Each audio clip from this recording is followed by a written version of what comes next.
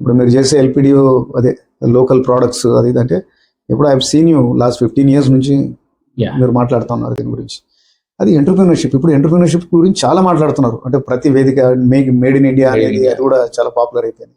But you talk when you're very young, అంటే ఆ time నుంచి మాట్లాడుతున్నారు. అంటే సమాజంలో ఒక ఇండివిజువల్, ఇప్పుడు హ్యూమన్ రిసోర్సెస్ అంటాం, ఆ భాష ఎంత కరెక్టో నాకు తెలియదు, కానీ ఒక హ్యూమన్ బీయింగ్ ఎంతో మందికి ఉపయోగపడవచ్చు. ఓకే, దానికి డెఫినెట్గా ఒక గురువు, ఒక మార్గదర్శనం ఉండాలి. అండ్ ఎవరైతే ఒక 25 years దాటుతారో, అంటే తను కాలేజీలోంచి బయటకు వచ్చి కొద్దిగా అనుభవం అయితే వస్తుందో, వాళ్ళ మీద అయితే ఒక బాధ్యత ఉంటుంది. వాళ్ళు వేరే వాళ్ళకు నెక్స్ట్ తరానికి చెప్పే బాధ్యత ఉంటుంది, అందరికీ ఉంటుంది. ఆబ్వియస్లీ నేను చెప్తున్నాను, సరే I'm doing out of my passion, అంటే నేను ఒక గొప్ప విషయం చేయట్లేదు, అది నా బాధ్యత. ఓకే, ఎల్పిడిఓ అంటే ఈ లోకల్ ఉత్పత్తుల ద్వారా అందరూ కూడా ఎదగాలి, చేయాలి అనేది. ఇప్పుడు మీరు మీ వ్యాపారం ఏదో చేసుకోవచ్చు, ఈ కాన్సెప్ట్ ఎందుకు వచ్చింది, వేరే వాళ్ళ గురించి ఎందుకు ఆలోచిస్తూ ఉన్నారు?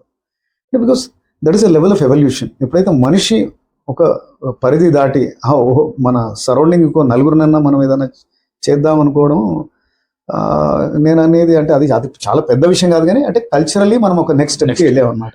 అంటే ఒక వ్యక్తిత్వానికి అది ఒక ప్రతీక. అంటే సెల్ఫ్ నుంచి దాటడం.